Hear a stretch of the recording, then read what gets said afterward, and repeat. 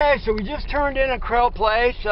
Crystal, you kind of got an idea what we're looking at doing here in the Blackstone Connectivity Village.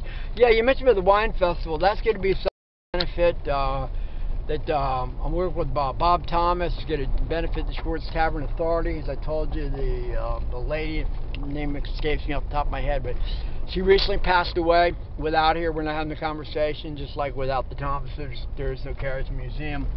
In that, or at least no carriages in it.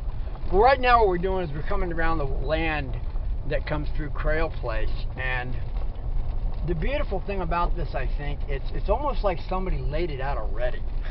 You know, we're coming in this heavily treed area. You look at the cut, can you see some climbing? Can you see zip lines? Can you see an extreme? I mean, the walk around stuff is just, you know, natural beauty. And you know, you create this whole village, and all of a sudden, I mean, what we're looking at creating with Blackstone Connectivity Village isn't something, it's a major end draw. And the way we've looked at that is by having residential, of having specialty retail, but of also having, you know, things as far as to support with the base coming in, the motels, the really cool places in that, and places to come learn, come educate. So we're going to put in little museums, you know, we're going to put it within that. We've talked with different institutions about coming in. One thing that Stratcom and Connect Concepts that I've been involved with very intimately, I think I mentioned Danny Koester of University of West Virginia, who's Reed College of Media. We contacted them first about the white space stuff, and this of course will have super Wi-Fi in the area. Now if you look over here, you wouldn't even see this and wouldn't even know it, but oh my gosh, how nice. Wouldn't it be nice if we had a lake here? We do. No man-made lake here, buddy. We already got one. Nature's made. So is there anything you can't think about what could happen at the lake? No, there's not. So we come on around.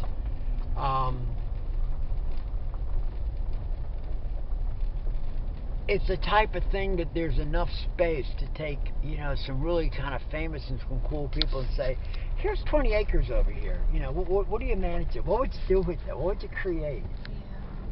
Yeah. You know, we're all of a sudden talking about taking, because, and that's one thing I think it's important to realize. Now this house, I guess, is built here. There's a guy they do studying up here. I understand son's dad's a big Kenston Forest, and you know, what a great, you keep straight on around. This way. Yep. Yeah. And hello, Mom, I'm home. Put on dinner. But the whole idea with the Kenston Forest thing, and it's one of the benefactors here. It's his son, I think, is involved with a lot of stuff. But there's some kind of old stuff here, you know, that's been around for a while, and it's good to see, you know, the use.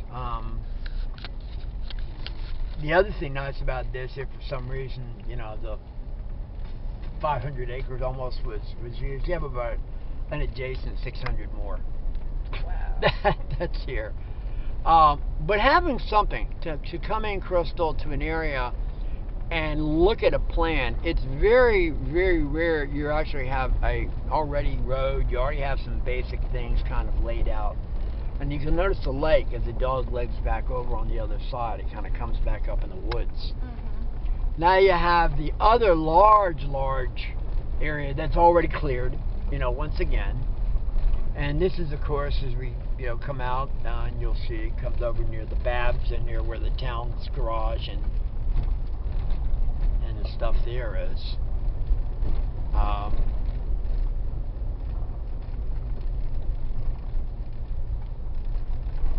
Greg could have a hell of a campaign party out here, don't you think? Absolutely. Yeah, that old bulldozer's been, I think it's probably been a year, the first time I came out here. It hasn't moved since then, so I don't know. See, here we go on, and it continues. Yeah. It continues. It continues. Have you been, by chance, to Lynchburg and Liberty University lately? If you haven't, it is a study of what happens when an institution grasps the power of the internet and becomes the largest online school, passing University of Phoenix in the dust. That's been around 20 years prior to that point. And obviously a lot of stuff what Liberty's doing. It can be done anywhere. It's a model. It can and will be. Now you'll notice there's a tower over there. This is where these microwave towers, but our antenna for the white space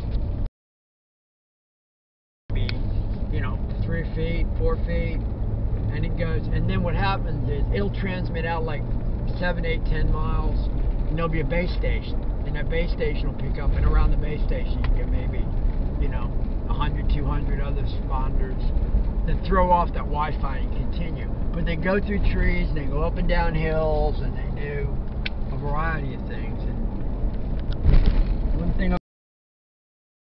that you hear about, they haven't been able to come upon a group that wants to make a self-sustaining model. It's been just pure philanthropy. It's just been pure, give us the money. Hey, that was fun. That was great. Next. And we're looking at building something that will bring in people.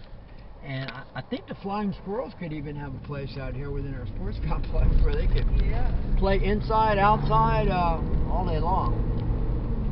Of course, you're not exactly too far from Blackstone. That's right. It's a walk. It's not meant to pull away. It's meant to do. It's also meant to energize things like the factory down there that's been empty since since I began here. I know it is. Reese. Over there. And, but it's great. Blackstone has their signage. And they recently put up the museum district signs, and we always want to make sure when they go to the museums that they'll have somebody that knows about the museums and the reason for the season. Well, so what do you think of the idea of the connectivity village here, Crystal? I love it. She loves it. She loves Love it. it. All right, so hope a lot, hemp a lot, and pray a lot. See you later, Ozzy.